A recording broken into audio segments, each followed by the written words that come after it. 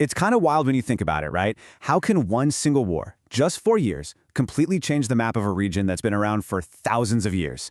Well, today we're digging into how World War I didn't just bring down an empire, it literally drew new lines in the sand, creating the modern Middle East and, yeah, setting the stage for a century of conflict. Okay, so here's our game plan. First, we'll look at the Ottoman Empire when it was already teetering on the brink. Then, we'll try to untangle this crazy web of promises made during the war. We'll see how a huge betrayal came to light, and then watch as the winners of the war started drawing those new borders. And finally, we'll connect the dots to why all of this still matters so much today. All right, let's set the scene. Before 1914, you gotta remember a huge chunk of the Middle East was run by the Ottoman Empire. But this wasn't the powerful empire of centuries past. After 600 years, it was really struggling. In fact, people around Europe were literally calling it the sick man of Europe because it just couldn't keep up. So this is the big question, isn't it? How did it all fall apart so fast? Well, the answer really boils down to one massive, fateful choice. In November 1914, the Ottoman Empire decided to jump into World War I on the side of Germany. And that one decision, well, it kicked off a chain reaction that would end with the empire completely dismantled. And here's the key thing to get. Once the Ottomans lost the war in 1918, this enormous power vacuum just opened up across the entire Middle East. All their Arab lands were suddenly, well, up for grabs. And the winners, Britain and France, they didn't see this as a moment for Arab independence. No, they saw a golden opportunity to expand their own empires. So, how are Britain and France going to grab this opportunity? Well, to win the war and lock down their own interests, Britain started making promises. But here's the thing, it wasn't just one straightforward promise. Oh no, they made three huge, overlapping, and, spoiler alert, completely contradictory commitments about who would get to control the region after the war. Now look at the dates here. This is what's so fascinating. This isn't stuff happening decades apart. It's all happening at pretty much the same time. You've got one promise being made very publicly, while another, totally secret deal is being worked out in some back room. It was, for sure, a diplomatic house of cards just waiting to collapse.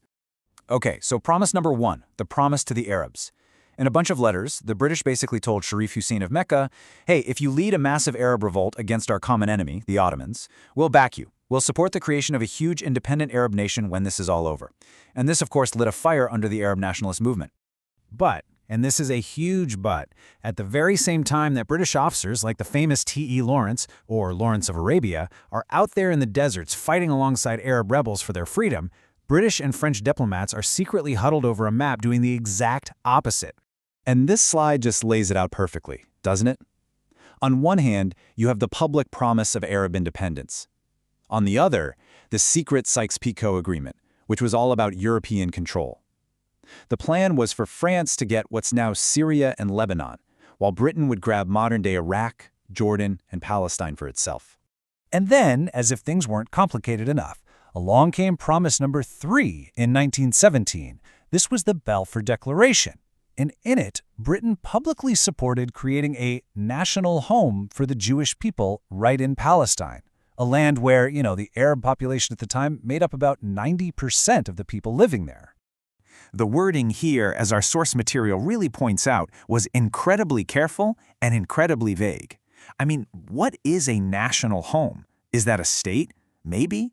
And notice how it talks about the non-Jewish communities. Again, that's 90% of the population, and only promises them civil and religious rights. There's no mention at all of their political or national rights. These vague words would turn out to be explosive. So you've got this unbelievable tangle of promises, secrets, and half-truths. You just know a house of cards like that can't stand forever, right? Well, the moment it all came crashing down would come from a very unexpected place, and it would change everything.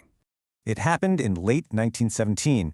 The Bolsheviks had just taken over in the Russian Revolution, and they wanted to expose what they saw as the dirty imperialist deals of the old powers.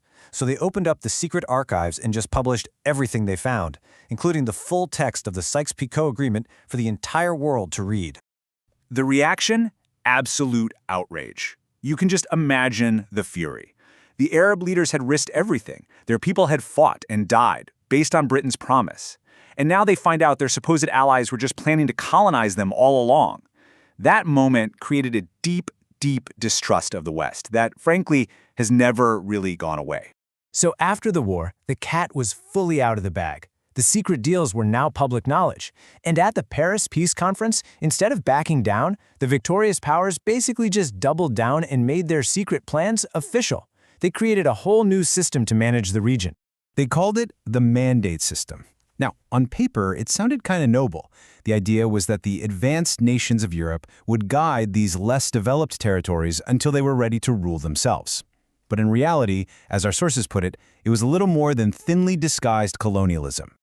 And this table here, it shows you exactly how they carved up the pie. France got its prize, Syria and Lebanon, and Britain took control of the really strategic areas, Palestine, a new territory called Transjordan, and the brand new and very oil-rich state of Iraq. The dream of a unified Arab state was officially dead. And this is just so crucial to understand. These new borders were completely artificial. They were drawn by men in London and Paris who paid zero attention to the ethnic, religious, or tribal realities on the ground. Think about Iraq. They just took 3 totally different Ottoman provinces, one mostly Sunni, one Shia, and one Kurdish, and smashed them together into one country. I mean, what could possibly go wrong? It was a recipe for conflict from day one. And that brings us right up to the present day.